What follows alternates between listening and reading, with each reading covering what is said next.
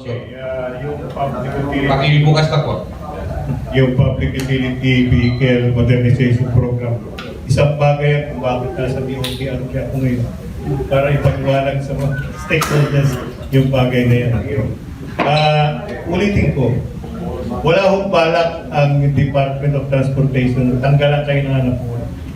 Ang gusto ng Department of Transportation is maisaayos yung inyong anak buhay.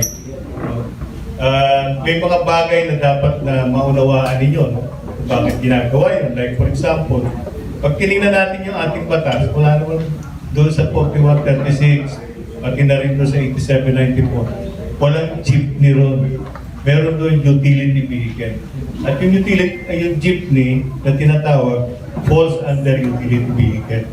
Ngayon, yun tungkol sa sinabi ko kanina na parang nagbibigay daan ito sa mga malalaking korporasyon, mga malalaking mayayamang mga korporasyon. Unang-una, dapat po na maunawaan natin na tatlong bagay ang dire-require natin sa isang prangkisa. Yung gustong pumasok sa larangan ng transportasyon. Una muna yung may kakayahang pinansyal. Pangalawa is yung citizenship. No? Yung citizenship. Tapos pangatlo yung public need.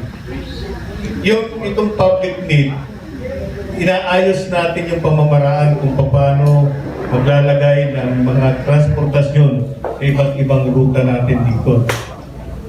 Yung parang maging systematic.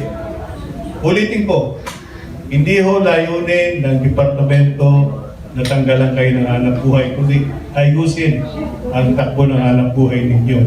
Okay. Kung mas madali sana ang mangyayari, kung ang in-adapt ng gobyerno, imbitahin na lang yung mga mayayaman dyan, sila Ramon Ang, sila Ayala, sila MVP, o mag-bid kayo, tapos kayo maglagay ng public transportation. Pero hindi yun ang ginawa ng departamento.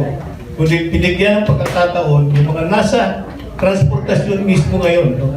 Nasa larangan mismo ng transportasyon ngayon, na sila magsama-sama, no? Magsama-sama.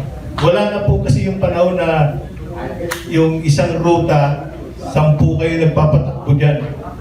Ini-integrate na ngayon yan. Okay. Ini-isa na lang. No? Pero